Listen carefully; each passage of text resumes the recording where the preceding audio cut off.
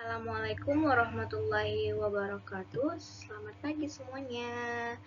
Perkenalkan, nama saya Rohayati Aulia Subagja. NIM saya 6423517. Saya dari kelas 64 1A 05. Saya berada di Prodi Manajemen Kampus Universitas Bina Sarana Informatika. Pada pagi hari ini saya akan membahas tentang falas atau bisa disebut juga valuta asing. Mungkin di sini untuk teman-teman yang sering memantau berita-berita bisnis pasti tidak akan asing dengan yang namanya valuta asing. Tetapi saya di sini ingin membantu teman-teman yang belum mengetahui apa sih itu valuta asing. Saya akan membantu sebisa saya dan menjelaskan pada teman-teman yang belum mengetahuinya. Maka dari itu, mari kita mulai ke slide berikutnya.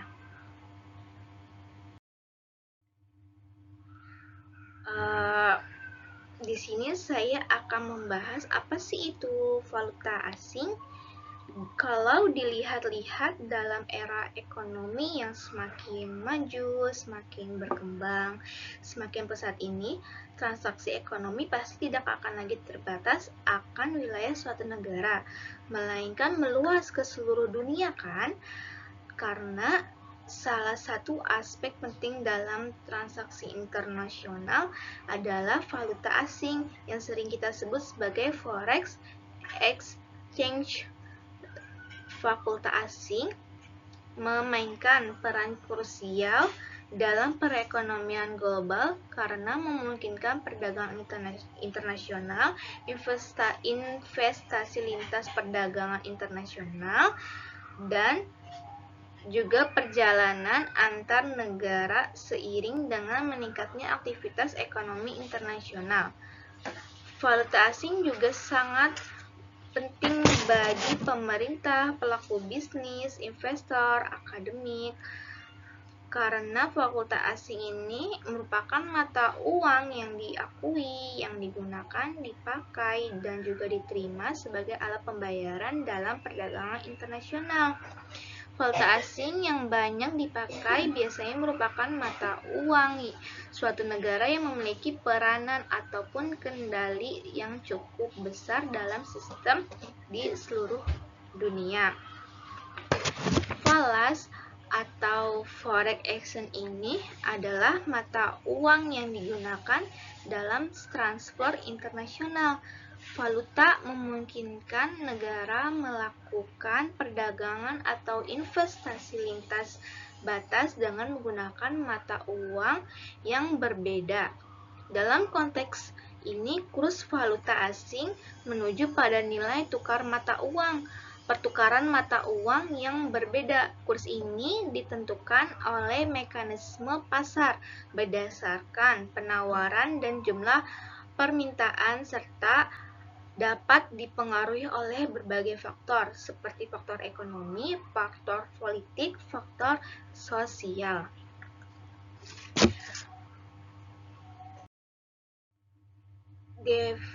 Nah, sekarang kita akan membahas definisi pasar valuta asing.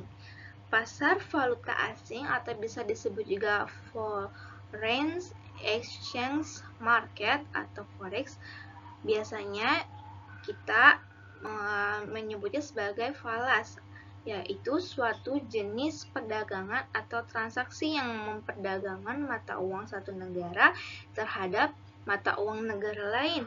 Maksudnya yaitu pertukaran dua mata uang yang berbeda dan yang melibatkan pasar-pasar uang utama di dunia selama 24 jam secara berkesinambungan. Yang dimaksud selama 24 jam ini karena terjadi secara global disebabkan perbedaan disebabkan perbedaan waktu antar negara, makanya terjadi selama 24 jam. Tetapi hanya berlaku pada saat hari kerja saja, yaitu selama 5 hari. Selama 5 hari ya, bukan 10 hari. Selama 5 hari dari Senin sampai Jumat. Nah, baik, kita akan lanjut ke PPT yang ketiga, yaitu fungsi valuta asing. Fungsinya yaitu yang pertama sebagai alat tukar internasional. Valuta asing dapat dipergunakan sebagai alat perantara untuk mengadakan tukar-menukar barang atau jasa dengan negara lain. Contohnya, jika Indonesia mengimpor biji gandum dari Amerika, maka pembayarannya dilakukan dengan mata uang rupiah. Tetapi tidak dilakukan dengan mata uang rupiah ya, tetapi menggunakan valuta asing. Ya, karena kita mengimpor, maka kita mengikuti mata uang yang kita beli dari negara tersebut. Jadi menggunakan dolar, secara pembayarannya menggunakan dolar Amerika ya.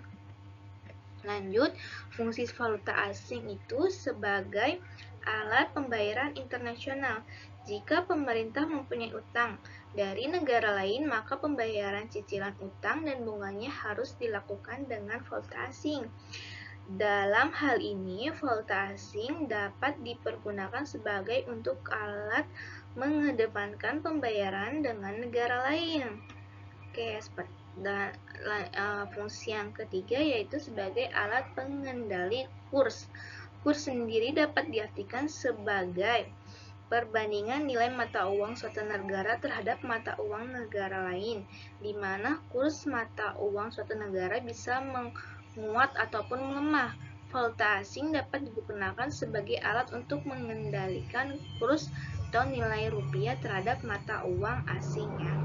Yang keempat, fungsi dari valuta asing itu sebagai alat memperlancar perdagangan internasional. Adanya valuta asing akan mempermudah dan memperlancar suatu negara dalam mengadakan perdagangan lain. Valuta asing berfungsi sebagai alat tukar atau mempermudah perdagangan internasional. Nah, lanjut, kita akan berikutnya yaitu mekanisme pasar falas. Dalam setiap transaksi internasional selalu menggunakan falas seperti yang saya bahas di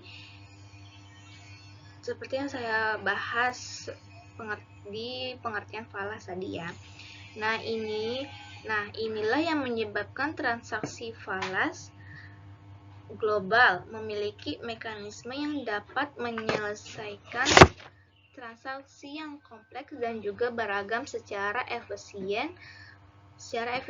Perantara utama dalam pasar falas ini adalah bank-bank yang beroperasi di seluruh dunia, terutama pada perdagangan falas.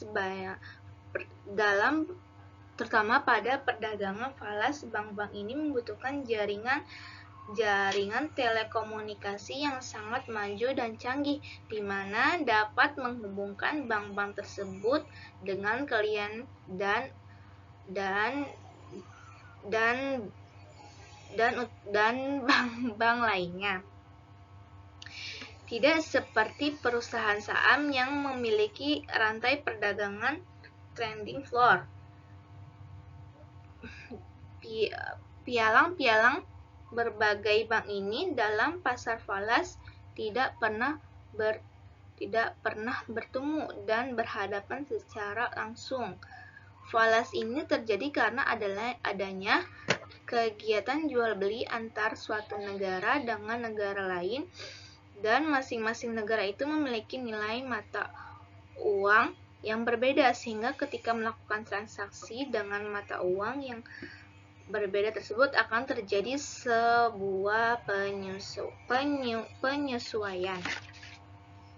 Oke, kita akan lanjut ke slide berikutnya. Pelaku pasar falasi apa sajakah itu? Pertama yaitu sebelum itu saya akan menjelaskannya, yaitu pelaku pasar valuta asing ini adalah individu ya, ataupun entitas yang berpartisipasi dalam perdagangan mata uang. Pasar ini merupakan salah satu pasar terbesar dan paling liquid di dunia dengan berbagai pelaku yang memiliki tujuan dan karakteristik yang berbeda-beda. Pelaku utama dalam pasar valuta asing ini meliputi pertama yaitu pelaku valuta asing. Yang pertama yaitu pelakunya yaitu dealer valuta asing dan bank non bank ya. Jadi untuk dealer bank dan non bank ini beroperasi di kedua pasar antara bank dan nasabah. Mereka ini memperoleh keuntungan dengan memiliki valuta asing pada harga permintaan dan menjualnya kembali pada harga yang sedikit lebih tinggi daripada harga penawarannya. Yang kedua, ada perusahaan dan individu. Perusahaan dan individu ini merupakan valuta asing untuk perusahaan dan individu ini menggunakan valuta asing untuk mempermudah pelaksanaan transfer, investasi ataupun komersial. Nah, kelompok ini terjadi pada importir, investor, dan perusahaan-perusahaan multifungsi lainnya. Mereka menggunakan pasar valuta asing untuk tujuan berinvestasi dan pelaku pasar valuta asing yang ketiga yaitu spekulator dan arbitrase. Spekulator ini melakukan transaksi dalam pasar valuta asing untuk memperoleh keuntungan. Sedangkan arbitrase pada prinsipnya merupakan suatu bentuk spekulasi yang terdapat dalam valuta asing di mana mereka membeli suatu valuta asing di sebuah pusat keuangan, kemudian menjualnya kembali di sebuah pusat keuangan lain untuk memperoleh hasil yang menguntungkan.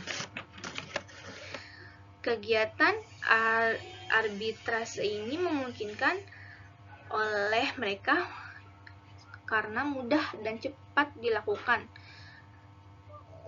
untuk transfer yang menggunakan alat telegrafi antar pusat keuangan ke pusat keuangan lainnya. Motif mereka ini berbeda dengan dealer karena spekulator dan arbitrase beroperasi hanya untuk kepentingan mereka sendiri tanpa suatu kebutuhan ataupun kewajiban untuk melayani klien. Mereka menghasilkan komunikasi pasar, sedangkan dealer mencari keuntungan dari permintaan dan juga penawaran hanya secara incidental. Mereka mencari keuntungan dari sebuah perubahan harga, sementara spekulator itu mencari seluruh keuntungan dari perubahan harga secara simultan. Spekulator dan arbitrase dalam jumlah besar biasanya ini dilakukan oleh trader dan bank-bank. Dalam hal ini dapat bertindak sebagai spekulator dan arbitrase ya. Pelaku pasar valuta asing yang keempat adalah bank sentral. Bank sentral ini menggunakan pasar untuk memperoleh cadangan devisa dan memperoleh harga di mana mata uangnya itu diperdagangkan. Bank sentral mungkin melakukan langkah-langkah yang semata-mata dimaksud untuk mendukung ataupun mendongkrak nilai mata uang sendiri ataupun mendongkrak nilai mata uang sendiri, kebijakan ataupun secara strategis seperti banyak dilakukan oleh bank-bank sentral lainnya. Baik, kita akan masuk ke slide berikutnya. Nah, masuk ke jenis transaksi valuta asing. Satu, yaitu transaksi spot atau bisa disebut juga transaksi valuta asing yang penyerahan pembayaran pada saat itu juga. Meskipun dengan praktek transaksi ini akan diselesaikan pada 2 hari berikutnya, contohnya ya, kontrak jual beli suatu mata uang transaksi spot dilakukan pada tanggal 10 Agustus dan penyelesaiannya kontrak tersebut tanggal 12 Agustus, tapi pada tanggal 12 Agustus jatuh pada hari libur, maka kontrak tersebut akan diselesaikan pada hari kerja berikutnya. Transaksi spot ini bisa digunakan dengan beberapa cara, misalnya dengan cash, yaitu penyerahan dana yang dilakukan pada tanggal atau hari yang sama pada saat transaksi itu dilakukan. Yang kedua ada spot, yaitu penyerahan yang dilakukan 2 hari setelah transaksi. Nah, jenis transaksi yang kedua ada forward transaction, atau artinya itu transaksi berjangka, transaksi yang terjadi dalam pasar valuta asing dengan penyerahan dilakukan pada tanggal tertentu setelah tanggal kontrak yang bersangkutan. Transaksi ini dilakukan untuk membuat keputusan pertukaran dua valuta yang akan dilakukan di masa mendatang dengan kesepakatan tertentu. Yang ketiga ada swap transaction.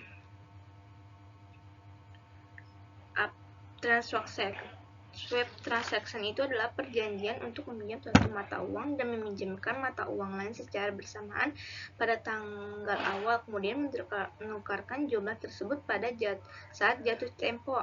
Contohnya itu seperti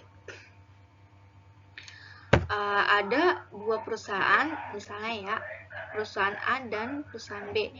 Nah, perusahaan A ini memiliki pinjaman dengan suku bunga tetap yang relatif lebih rendah, sedangkan perusahaan B memiliki pinjaman dengan suku bunga mengambang yang lebih rendah daripada pasar saat ini. Mereka bisa melakukan swap suku bunga di mana perusahaan A ini membayar suku bunga tetap kepada perusahaan B dan perusahaan B membayar suku bunga mengambang kepada perusahaan A. Dengan demikian, A mendapat manfaat dari suku bunga mengambang yang lebih rendah daripada yang mereka miliki sebelumnya, sedangkan perusahaan B mendapatkan manfaat dari suku bunga tetap yang lebih rendah dari yang ditawarkan pasar.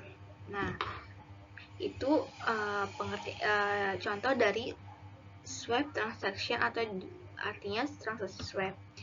Jenis transaksi yang keempat ada option transaction, atau diartikan sebagai transaksi opsi. Transaksi opsi ini yaitu kontrak yang memberi pembeli hak namun bukan kewajiban untuk membeli atau menjual mata uang tertentu pada nilai tukar tertentu pada suatu atau sebelum tanggal tertentu.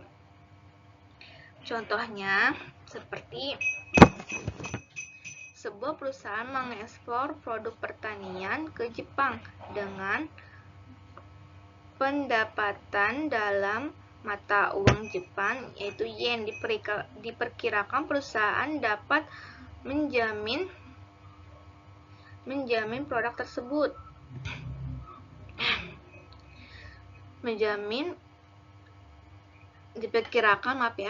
Diperkirakan perusahaan dapat menjamin pokok pinjaman ketika rasio nilai tukar mata uang Jepang terhadap dolar sebesar 118,00.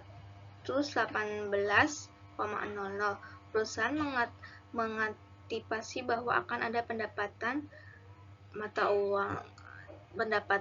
uang Jepang setelah 3 bulan dan berharap untuk mengunci keuntungannya. Namun jika terjadi apresiasi mata uang Jepang, perusahaan dapat menjual mata yen ini sesuai dengan harga pasar. Staf bisnis Bank of China menyarankan perusahaan dapat membeli opsi valuta asing forward dalam bentuk yen ataupun dolar. Setelah membatalkan opsi tersebut, perusahaan berhak menjual sebesar 1,45 miliar yen dengan rasio 116,90 setelah 3 bulan. Namun, jika harga pasar lebih tinggi pada saat jatuh tempo, perusahaan dapat melepaskan haknya karena hak ini memungkinkan perusahaan memperoleh keuntungan yang tidak peduli harga pasar turun ataupun naik. Perusahaan perlu membayar biaya opsi sebesar $130.000 untuk membeli hak tersebut. Nah, itu adalah 4 macam jenis transaksi valuta asing. Baik, mungkin sampai di situ saja penjelasan saya untuk teman-teman yang belum mengetahui valuta asing itu apa. Jika ada kekurangan, mohon dimaafkan ya. Terima kasih. Wassalamualaikum warahmatullahi wabarakatuh.